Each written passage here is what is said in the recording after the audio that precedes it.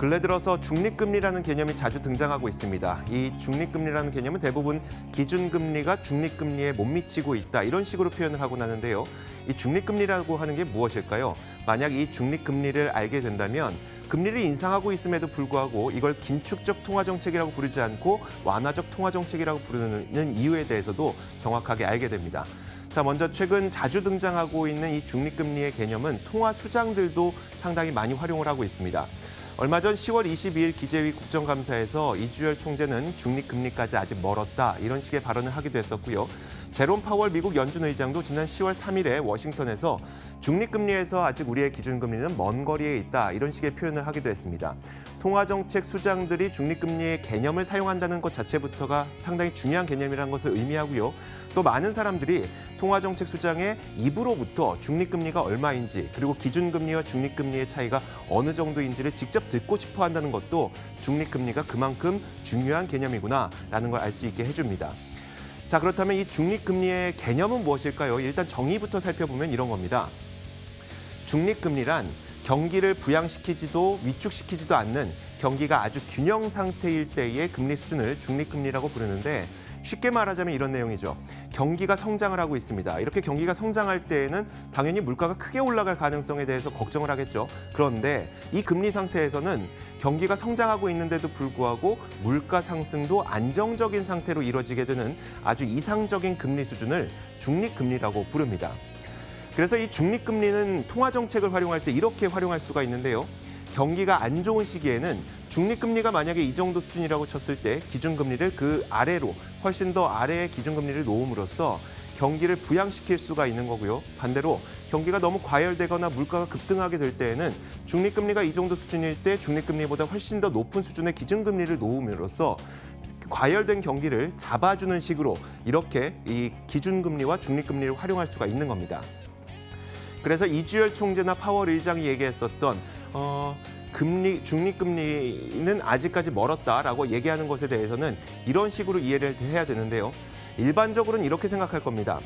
우리가 금리가 인하될 때에는 당연히 시장에 돈을 푸는 거니까 완화적 통화정책이라는 것을 이해하고 있는데 그러면 반대로 금리를 올린다는 것은 시중에 있는 유동성을 흡수한다는 얘기니까 당연히 긴축적 통화정책이라고 이해를 해야 되지만 여기에 대해서 대부분 이 우리나라 통화정책 수장도 그렇고요. 미국 통화정책 수장도 그렇고 여전히 완화적 통화정책 기조를 유지하고 있다라고 얘기를 하고 있습니다.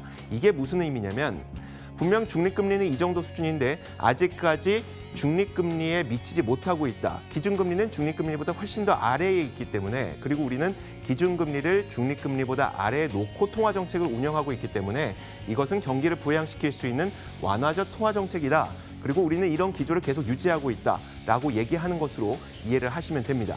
그래서 중립금리보다 기준금리가 아래에 있기 때문에 계속 금리를 올리고 있는 금리 인상 시기라도 많은 통화정책 수장들이 우리는 완화적 통화정책 기조를 유지하고 있다라는 표현이 나오게 되는 겁니다. 물론 최근에는 연준의 성명서를 살펴보면요. 완화적 표현을 삭제했습니다. 그러면서 시장에서는 이제 완화적 통화정책 기조가 아닌 긴축적으로 옮겨가는 것이 아니냐라면서 불안감을 표하기도 했는데요. 그러자 파월 의장은 완화적 표현을 삭제했다고 해서 우리의 정책 기조가 변한 것은 아니다. 여전히 기준금리는 중립금리에서 먼 거리에 있다라고 말을 했죠. 다시 말하자면 중립금리보다 우리는 여전히 기준금리를 아래에 놓고 통화정책을 운용하고 있기 때문에 우리는 완화적 통화정책 기조를 유지하고 있다라고 해석을 하는 것이 맞습니다. 자, 그렇다면 이 중립금리는 과연 얼마일까요? 1.5%가 중립금리일까요? 3%일까요? 혹은 4.5%일까요? 만약 이 중립금리가 얼마인지만 알면 참 쉬울 것 같습니다.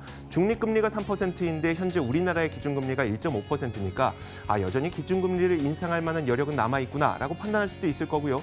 만약 중립금리가 1.5%라면 이제 중립금리까지 거의 기준금리가 다 올라왔으니까 더 이상 금리를 인상시킬 여력이 부족하겠구나 이렇게 판단할 수 있으면 좋을 텐데 사실 이게 참 어렵습니다. 왜냐하면 이 중립금리라고 하는 것은 우리가 눈으로 혹은 숫자로 확인할 수 없는 무정형적 개념이기 때문인데요.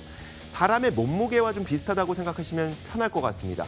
똑같이 80kg인 체중 80kg인 두 명의 남자가 있다고 쳤을 때 어떤 분은 운동도 굉장히 열심히 하고 건장한 체격을 갖고 있어서 체력이 좋기 때문에 80kg일 수도 있습니다. 이 사람의 경우에는 우리가 정상이라고 말하지만 어떤 사람은 운동도 안 하고 체력도 낮은데 비만이기 때문에 80kg일 수도 있습니다. 80kg 과체중일 수도 있겠죠. 국가도 마찬가지로 생산과 고용, 투자와 설비 이런 것들의 기초 체력이 아주 튼튼하다 보니까 그런 국가의 경우에는 중립금리가 올라갈 수도 있는 거고요. 혹은 똑같은 국가가 똑같은 시기에도 대외적인 어떤 변수에 의해서 국가의 기초 체력이 낮아지게 되면 중립금리도 마찬가지로 낮아질 수 있는 겁니다. 이렇게 중립금리는 눈으로 혹은 숫자로 확인할 수가 없는 것이기 때문에 앨런 그린스펀 전 FRB 의장도 중립금리는 무정형적 개념이라 실제 그 지점에 도달할 때까지 우리가 자각하지 못할 수도 있고 혹은 우리는 그 지점을 지나칠 수도 있다라고 이야기를 하기도 했습니다.